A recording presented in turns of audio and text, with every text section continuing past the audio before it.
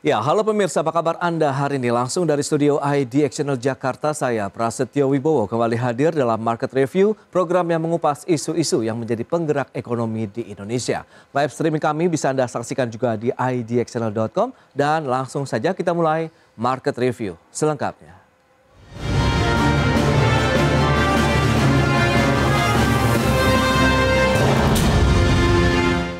Pemerintah bersama pelaku industri besi dan baja nasional mengajak negara anggota ASEAN untuk memperkuat rantai pasok di kawasan regional. Hal ini guna menjaga daya saing produksi besi dan baja di tengah tekanan geopolitik dan juga geoekonomi global.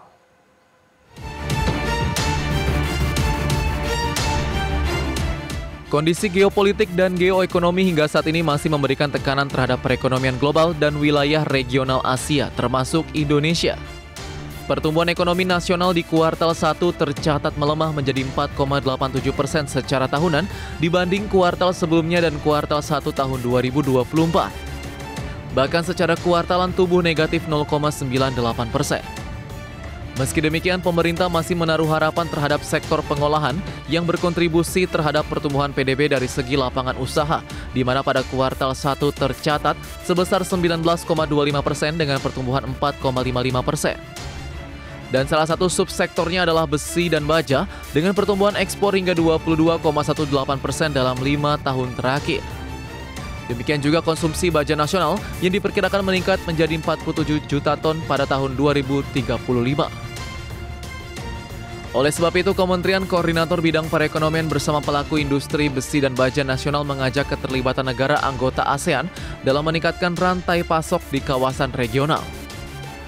Langkah ini menjadi momentum ASEAN untuk menjadikan kawasan Indo-Pasifik tetap stabil dan tumbuh di tengah perang tarif antara Amerika Serikat dan China. Apalagi mengingat jumlah penduduk yang mencapai 600 juta orang dan ekonomi yang lebih dari 3 triliun dolar Amerika sehingga menjadi pasar yang kuat untuk industri baja dan besi. Pemerintah juga tengah melakukan review terkait regulasi anti-dumping terkait produk oversupply yang dikhawatirkan masuk ke Indonesia. Untuk itu, industri nasional harus diperkuat, terutama integrasi dari hulu ke hilir agar lebih efisien dan diprioritaskan untuk dalam negeri. Jakarta, Tim Liputan IDX Channel. Ya, berikutnya kami sampaikan proyeksi dari pertumbuhan ekonomi dunia. Selengkapnya bisa Anda saksikan di layar televisi Anda. Kita akan cermati bersama.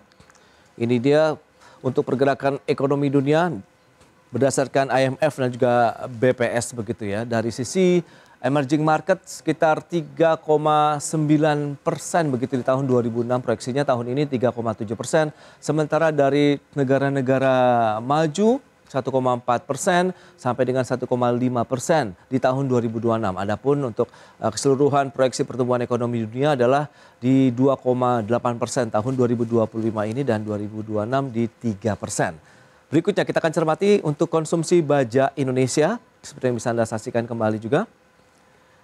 Ya, dari tahun 2020 sampai dengan 2024 itu trennya naik terus untuk konsumsi baja di Indonesia.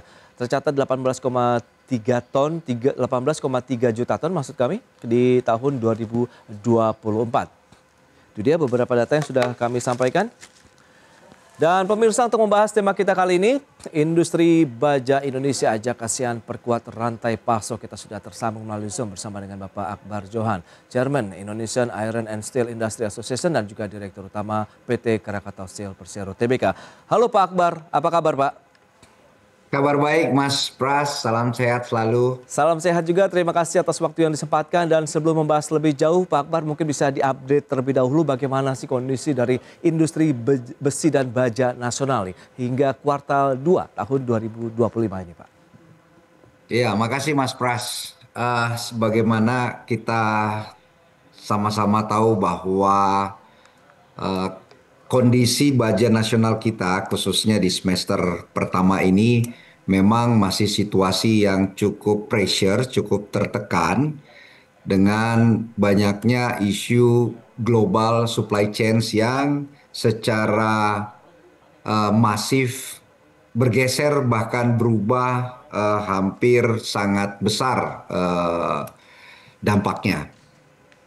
Salah satunya adalah bagaimana tentu kalau dalam negeri program efisiensi daripada pemerintah tentu mempengaruhi daripada proyek-proyek pemerintah dan strategis dalam hal pembangunan infrastruktur, pembangunan properti, dan ini juga sama halnya yang terjadi di China. Di China bahkan policy pemerintah juga melakukan slowdown daripada pembangunan infrastruktur yang saat ini kalau kita lihat data daripada produksi China, crude steel-nya itu sudah sampai 1,1 miliar ton. Dan menurut data ada policy daripada pemerintah China itu akan mengurangi jumlah daripada total produksi bajanya itu kurang lebih 400 juta ton tahun ini. Nah, ini tentu memberikan satu dampak tekanan yang sangat berarti bagi global supply chains terutama, dan juga ditambah lagi dengan adanya tarif Trump yang tidak memilih-milih lagi negara mana yang diberikan sanksi ataupun tarif yang resiprokal yang sangat tinggi. Ya. Nah, tentu ini memberikan dampak tidak langsung kepada negara-negara ASEAN, khususnya kepada Indonesia yang saat ini kita tahu sama-sama bahwa perlindungan atau proteksi importasi apalagi biaya masuk anti dumping sangat lemah, Mas Pras. Itu dia ya. Berarti masih ada beberapa kendala. Nah, kalau kita lihat dari sisi dampaknya secara langsung untuk industrinya besi dan baja begitu ya Pak Akbar. Produktivitas, kemudian utilisasi sendiri seperti apa kalau dengan adanya tekanan global dari tarif resiprokal yang diterapkan pemerintah Donald Trump sendiri? Iya, tarif Trump ini secara langsung memang tidak berdampak besar kepada industri baja nasional kita. Beberapa waktu lalu Indonesia ini bisa menembus ekspor ke USA kurang lebih 100.000 ton per year sebelum dilakukannya tarif Trump. Namun begitu dilakukannya tarif Trump, ini potensi penurunannya ini bisa setengahnya, Mas Pras. Ya, setengahnya. Nah, artinya dengan kapasitas kemampuan kita mengekspor kurang lebih hanya 50.000 ton, tentu tidak membawa dampak daripada utilisasi dalam negeri kita. Yang menjadi kekhawatiran kita dan sudah menjadi kenyataan, yaitu efek dominonya tarif Trump ini, khususnya kepada produsen baja terbesar di dunia, itu adalah China, tentu akan mencari target ekspor negara lain. Which is itu adalah negara ASEAN. Dan di antara negara ASEAN yang paling lemah proteksinya sekali lagi khususnya anti dumping itu adalah Indonesia. Nah, inilah yang menjadi kekhawatiran para pengusaha nasional yang juga tercermin dalam dialog-dialog 3 hari minggu lalu yang kita adakan di Jakarta dengan mengundang Asosiasi Baja se-ASEAN untuk hadir di perhelatan pertama kalinya di Indonesia, Mas Pras. Inilah yang diutarakan dan juga alhamdulillah beberapa hari kemarin Bapak Menko Menteri Koordinasi Perekonomian Bapak Erlangga Hartarto juga hadir dan mendengarkan semua masukan dan experience daripada pemimpin-pemimpin produsen negara ASEAN dan ditutup oleh 2 wakil menteri perindustrian dan juga wakil menteri investasi dan hilirisasi di acara kita, dan sangat kondusif diskusinya dan juga beberapa kerjasama kita tanda tangani dengan pengusaha dan industri-industri baja di ASEAN, Mas Pras. Nah, ini dia menarik, pemerintah kemudian pelaku usaha besi dan baja juga menggandeng ASEAN begitu dalam acara itu juga untuk saling menjaga dan memperkuat rantai pasok produksi besi dan baja di kawasan regional. Nah, seperti apa sih skema kerjasamanya kita akan bahas nanti di segmen berikutnya Pak Akbar. Kita akan jeda dulu sebentar ya. Dan pemirsa pastikan Anda masih bersama kami.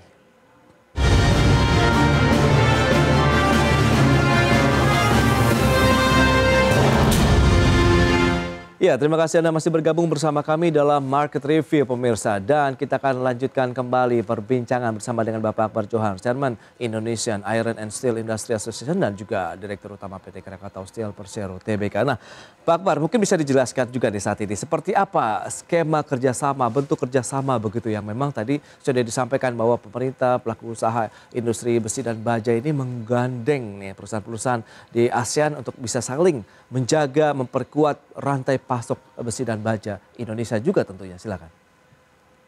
Ya Mas, memang sebelum kita bicara soal skema kerjasama, yang penting adalah visinya dulu. Oke. Ya, saya bulan lalu memang mengunjungi negara-negara ASEAN, salah satunya negara Vietnam, dan di saat itu saya mengusulkan inisiasi untuk melakukan satu deklarasi ASEAN khususnya industri baja. Baik. Dan alhamdulillah setelah dirapatkan di board meeting, akhirnya kita semua sepakat untuk melakukan deklarasi bersama dalam pengertian penguatan regional supply chains. Ya, deklarasi itu kita sebut One ASEAN First. Oke. Ya, bagaimana kontribusi baja ASEAN ini tentu menjadi satu penyeimbang daripada market global di wilayah baik itu USA maupun di Uni Eropa. Dengan kapasitas negara ASEAN dan kontribusi ke global ekonomi sekarang itu tidak kurang daripada 80 juta ton potensi baja ASEAN bila mana kita satukan dalam One ASEAN First. Tentu ini menjadi satu kekuatan untuk bargaining. Oke. Dan tidak hanya daripada kemampuan memproduksi ataupun kapasitas produksi, tetapi market yang ada di ASEAN ini market yang sangat punya prospektus untuk tumbuh dibanding daripada USA dan ASEAN. Kenapa? Karena demand daripada negara maju secara special steel ataupun baja yang khusus memang value-nya tinggi tetapi volumenya kecil dibanding dengan negara ASEAN. Kalau di negara ASEAN terutama di negara-negara developing country kayak Indonesia, Vietnam, Filipina, bahkan Malaysia tentu sangat membutuhkan baja dalam menyokong pembangunan infrastruktur, properti, pelabuhan, dan lain sebagainya tentu membutuhkan volume baja yang sangat extraordinary jumlahnya. Nah, inilah kenapa kekuatan ini kita ingin satukan dalam satu visi yang sama sehingga kekuatan daripada regional supply chains ini menjadi suatu kekuatan dalam melakukan bargaining dengan Uni Eropa bahkan USA, Mas Pras. Oke. Nah, kalau model kerjasamanya akan seperti apa? Kemudian apakah kerjasama ASEAN ini juga akhirnya akan bisa mendukung juga daya saing dan memiliki daya tawar yang lebih tinggi juga begitu untuk produksi besi dan baja ASEAN dan terutama Indonesia begitu Pak Akbar? Ya, tentu kerjasamanya ini banyak hal yang bisa kita inisiasi, terutama dari teknologi, ya teknologi baja dan steel ini antara negara ASEAN juga sangat menjadi suatu kekuatan baru, terutama dengan adopsi daripada teknologi-teknologi yang sophisticated, ya. Lalu yang tidak kalah pentingnya captive market itu sendiri, mulai daripada di hulu sampai ke midstream dan juga downstream. Di hulu ini tidak sedikit raw material ini bisa kita outsource, kita bisa bangun kerjasama dalam hal pertukaran komoditi strategis raw material untuk mensupport industri baja di dalam negeri masing-masing negara ASEAN.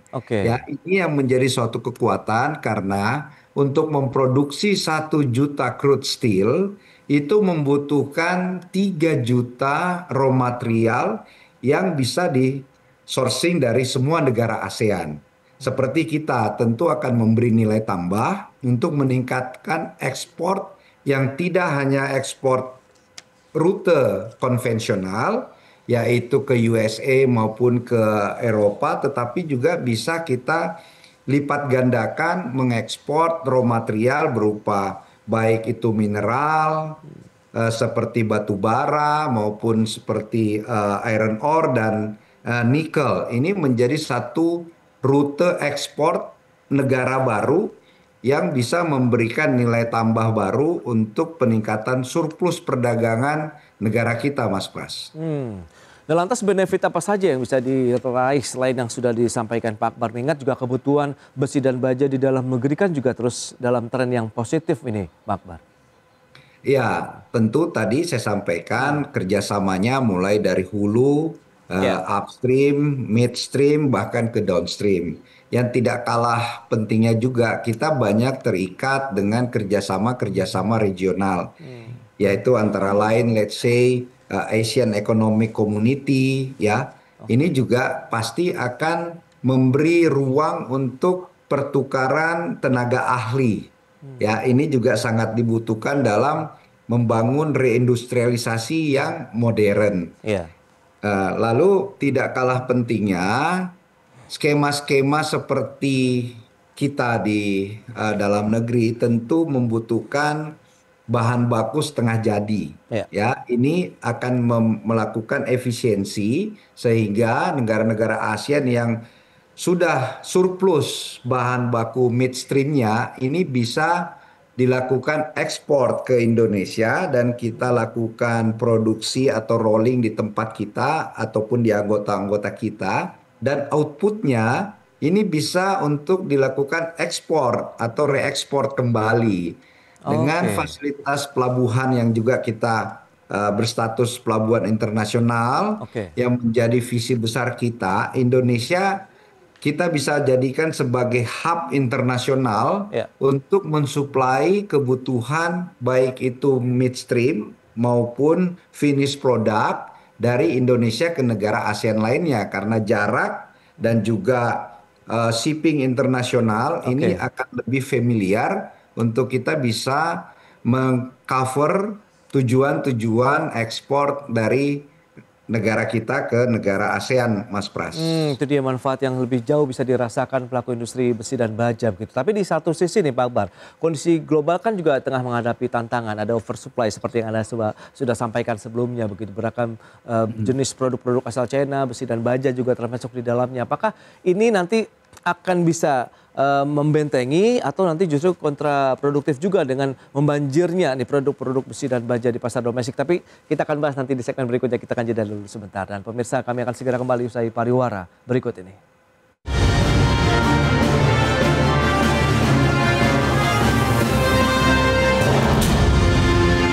Iya, Anda masih menyaksikan Market Review, pemirsa, dan kita akan lanjutkan kembali perbincangan bersama dengan Bapak Akbar Johan. Nah, Pak Akbar, lantas tantangan yang tengah dihadapi oversupply begitu yang terjadi di Indonesia dengan beragam jenis juga produk-produk besi dan baja yang cukup masif begitu ke Indonesia. Lantas bagaimana dengan adanya kerjasama ASEAN ini begitu, Pak? Iya, Mas Pras, kita harus realistik ya bahwa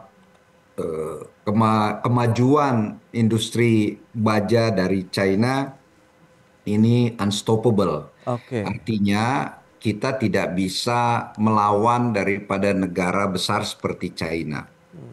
Justru sebaliknya, kita harus melakukan upaya-upaya kerjasama yang strategis dengan tentu memberikan nilai tambah bagi banyak pihak. oke. Dengan adanya aliansi daripada negara ASEAN kemarin, tentu kita bicara dari sisi payung besar regional yaitu ASEAN.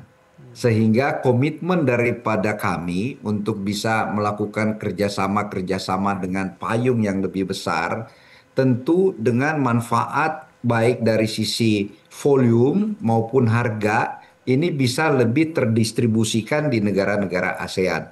Artinya Mas Pras, kita sekarang tidak bicara lagi hanya Indonesia semata, hanya Malaysia semata. Karena Oke. jumlah ataupun kemampuan produksi masing-masing negara ini masih sangat jauh dibanding negara China. Oke. Lalu teknologi juga negara China yang sudah masuk ke energi baru terbarukan, sehingga potensi market di Eropa dan USA seperti melakukan dekarbonisasi. Yes. Ini juga menjadi satu opportunity bagi negara ASEAN sekaligus, sehingga teknologi-teknologi ataupun sertifikasi-sertifikasi ini tidak hanya berlaku di satu negara, tetapi kita bicara secara regional, sehingga biayanya pun harusnya terkonsolidasi, sehingga daya tawar kita jauh lebih ekonomis, Mas Pras. Oke, nah lantas bagaimana dengan upaya tadi yang sudah dilakukan, kemudian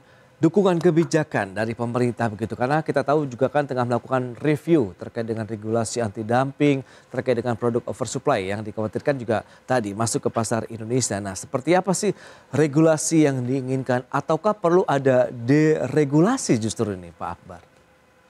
Iya, salah satu hasil yang konkret acara pertemuan kami minggu lalu, Ya, yaitu adanya experience atau pengalaman-pengalaman dari beberapa negara. Contoh negara Malaysia sharing dialognya kepada Menteri dan Wamen kemarin bahwa sudah dilakukan moratorium pembangunan industri baja yang baru untuk dilakukan evaluasi oke. apakah dengan kapasitas dan demand yang ada ini akan dievaluasi ulang.